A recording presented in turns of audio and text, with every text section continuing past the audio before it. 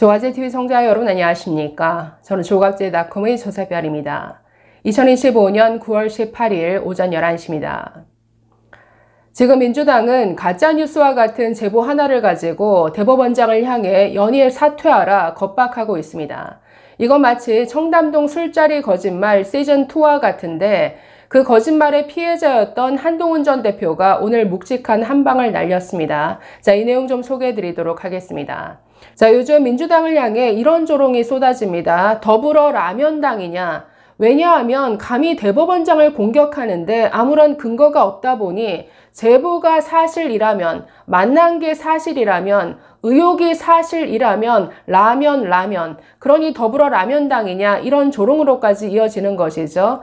근거라는 게 열린공감TV 그리고 김어준 유튜브 채널에서 나온 내가 들었는데 카더라 수준의 정말 찌라시도 안 되는 이런 정보를 가지고 감히 대법원장을 공격하고 있습니다.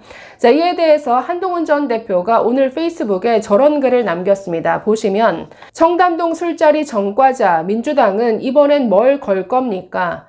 자, 민주당을 향해 전과자라 라고 직격하고 있는데 똑같은 범죄를 또 되풀이한다라는 이런 지적이죠. 자, 내용 보시면 청담동 술자리 2 이번 대법원장 숙청 시도는 극단적 친민주당 유튜버의 가짜뉴스를 민주당이 국회에서 터뜨리는 구조가 지난 청담동 술자리 공작 때와 똑같습니다. 그때 저는 나는 모든 걸 걸 테니 민주당은 뭘 걸 건가 라고 했고 민주당은 비겁하게 도망갔습니다. 민주당은 그 망신을 당하고도 반성 안 하고 또 이럽니다. 청담동 술자리 전과자 민주당은 이번엔 뭘 걸 겁니까? 또 비겁하게 도망갈 겁니까? 네, 당시 김의겸 의원이 정말 첼리스트가 등장하는 막장 드라마와도 같은 가짜뉴스를 그것도 국정감사장에서 터뜨렸습니다.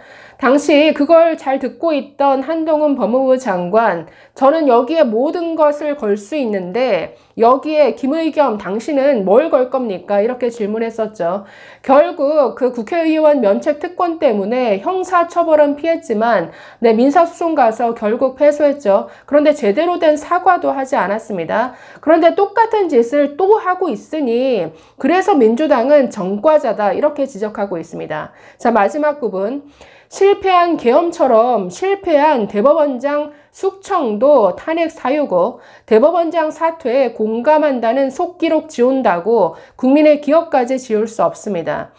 네, 강유정 대통령실 대변인 대법원장 사퇴에 원칙적으로 공감한다.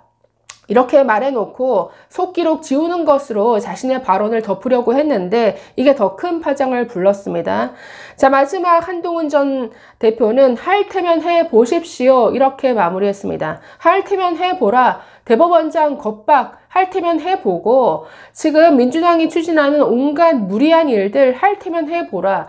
지금 탄핵 사유만 쌓아가고 있다라는 거죠. 그래서 지금 이런 시도를 대법원장 숙청 시도다라고 명하고 있고 민주당을 가리켜서 가짜뉴스를 퍼뜨리는 전과자다. 자, 이렇게 지적하고 있습니다. 똑같은 구조죠. 지금 말도 안 되는 저는 가짜뉴스로 그냥 단정하고 싶습니다. 왜냐하면 아무런 근거가 없고 조희대 대법원장이 만난 적도 없고 일면식도 없는 사람들이다. 이렇게 어제 해명을 했기 때문에 가짜뉴스로 보는 게 맞죠. 그런데 이 가짜뉴스가 확산되는 과정을 보면은 청담동 술자리와 똑같습니다. 5월 10일에 열린공감TV 사실 이 채널 참 문제 많죠. 과거에도 녹취록 조작 의혹에 휘말렸었는데 자, 열린공감TV에서 당시 정말 얼굴을 가린 익명의 제보자다라고 하면서 나와서 이렇게 말했습니다. 저도 들었는데 그러니까 결국 자기가 들은 것도 아니고 전원의 전원 남이 이렇게 말하는 걸 나도 들었는데 4월 4일 윤석열 탄핵 선고 끝나고 조희대, 정상명 전 검찰총장, 김충식, 김건희 여사 모친의 측근, 한덕수 이렇게 4명이 만나서 점심을 먹었다. 그 자리에서 조희대가 이재명 사건 대법원에 올라오면 알아서 처리한다. 이런 이야기를 했다더라. 마지막에도 이 말은 아직까지 주장에 불과하다. 이걸 염두에 두라. 아니, 제보자가 자기가 직접 본 것도 아니고 나도 누구에게서 들었는데 여기서 그냥 이거 거짓말이구나, 여기서 잘라야죠, 이거 판단이 안 됩니까? 그런데 이걸 가지고 민주당 서영교 의원이 5월 14일에 4명이 만났다더라. 네, 대법원 당시 법원 행정처장을 향해서 이걸 또 질문하고 있습니다. 이걸 또 김어준 씨가 5월 19일에 아직 확인은 안 되었기 때문에 확인이 더 필요하다라고 하면서 또 언급을 했는데, 자, 몇 개월 동안 아무런 진행이 없다가 네, 최근 대통령의 선출 권력이 임명 권력보다 더 우위에 있다라는 이런 발언 등등에 힘입어서 대법원장 흔들기에 나서는데 이걸 또 이용한 것이죠. 그러면서 9월 15일 김어준 씨 자신의 방송에서 만났다면 그 자체로 부적절하다, 만난 게 사실이라면, 제보가 사실이라면, 그러니까 이걸 그대로 민주당이 되풀이하고 있는 겁니다. 김어준 씨 방송하니까 또 민주당의 부승찬 의원이 네, 국회 대정부 질의에 나와서 김민석 총리를 향해 이런 제보가 있었다, 어떻게 생각하냐, 이게 사실이라면 충격입니다. 그러니 라면 무슨 더불어 라면당이냐, 그러니까 코미디와 같은 일이 벌어지고 있는 것이죠. 이런 일이 감히 의전서열 3인 대법원장을 공격하는 수단으로 쓰여지면 됩니까? 이런 수준의 가짜뉴스, 찌라시도 안 되는 이런 정보를 가지고 대법원장을 흔든다, 이걸 가지고 대법원장 사퇴하라고 압박한다. 자, 이에 대해서 이준석 기어신당 대표도 한마디 했는데 이 내용도 좀 소개해드리고 마치도록 하겠습니다. 오늘 최고위원 회의에서 이렇게 발언했습니다. 최근 민주당이 조희대 대법원장 본인도 아닌 제3자 간의 녹취록을 근거로 대한민국 사법부 수장을 몰아내려 하고 있습니다. 이른바 이재명 재판 기획설이라는 명목입니다. 더 놀라운 것은 여권의 이중적 태도입니다.